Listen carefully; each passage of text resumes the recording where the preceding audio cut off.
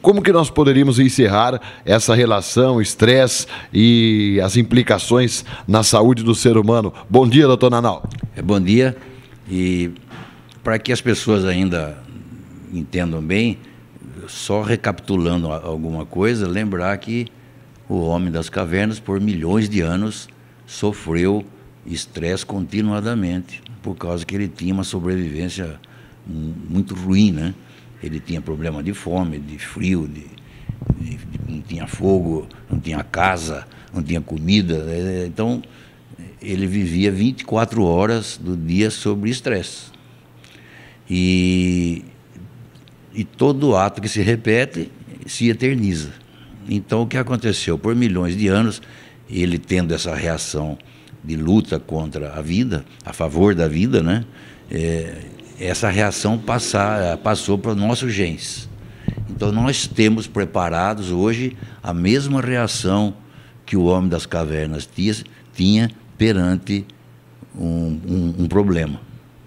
Então, quando o homem da caverna estava na frente de um bicho, ele desencadeava uma série de fatores que nós hoje desencadeamos do mesmo jeito, porque nós estamos preparados para isso, geneticamente. Lembrando que o homem das cavernas ou corria, ou matava o bicho, ou resolvia o seu problema e ia para a caverna e dormia, e desmanchava esse mecanismo. E hoje a nossa luta é mais virtual, quer dizer, o nosso bicho está em nossa mente e nós vamos dormir com o bicho.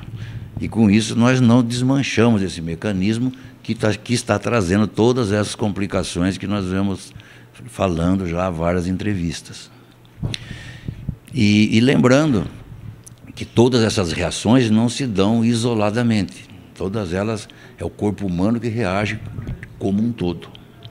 Nós já vimos que o corpo humano fica lançando continuadamente açúcar na circulação.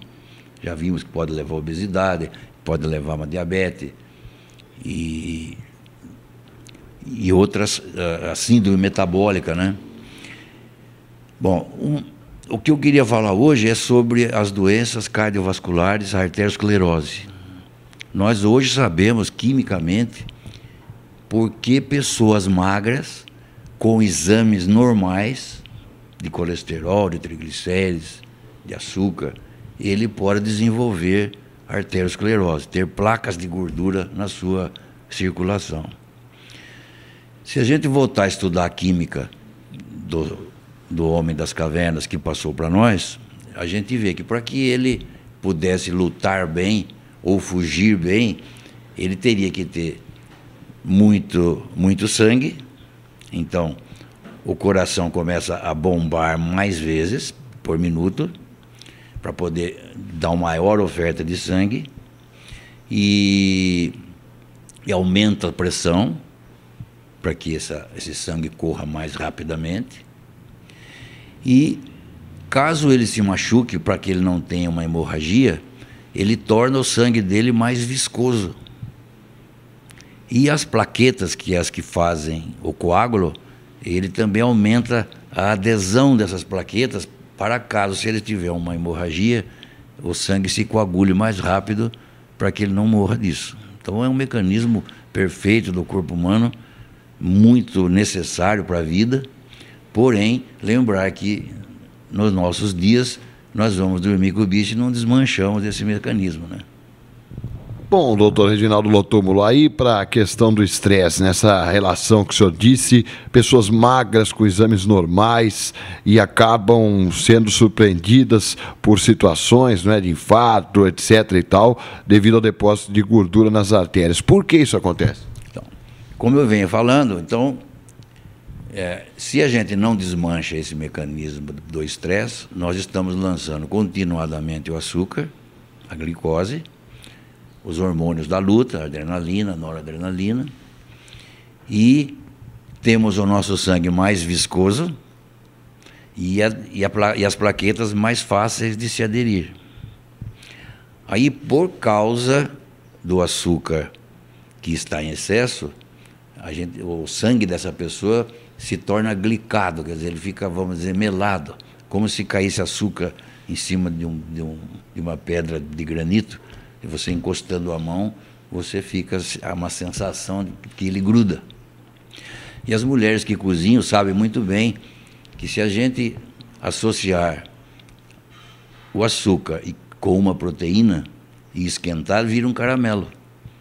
Então, por exemplo, quando o colesterol vai ser transportado, nós já vimos que ele necessita de uma proteína para ser levado.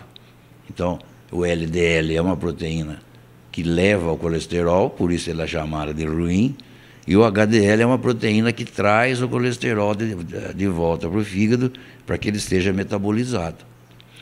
Então, essa proteína, quando o sangue está glicado, é a mesma coisa da gente cozinhar a proteína, desta proteína, com o açúcar do sangue. Então, o que vai acontecer com o sangue? Ele vira um caramelo. Não um caramelo forte, mas vira esta reação química e fica um caramelo e fica aderente. Então, veja, um sangue caramelizado, vamos entre aspas, e muito mais fácil de se aderir, uma frequência cardíaca mais elevada, uma pressão mais elevada, vai bombear esse sangue com muito mais força. E esse sangue vai bater nos pequenos vasinhos, onde ele se bifurca, e vai promover uma irritação nessa bifurcação, onde o vaso se divide em dois. Essa irritação traz reações químicas do organismo, e este sangue, que é muito fácil de grudar, começa a grudar nessas regiões. E aí é só uma questão de tempo. À medida que o sangue vai batendo, vai encostando e vai formando a placa de gordura. E a pessoa, às vezes, tem o colesterol normal, triglicérides normal, o açúcar até normal, porém, 24 horas do dia, esta vai promover uma arteriosclerose, fazendo uma placa de ateroma chamada, e vai trazer todas as suas consequências.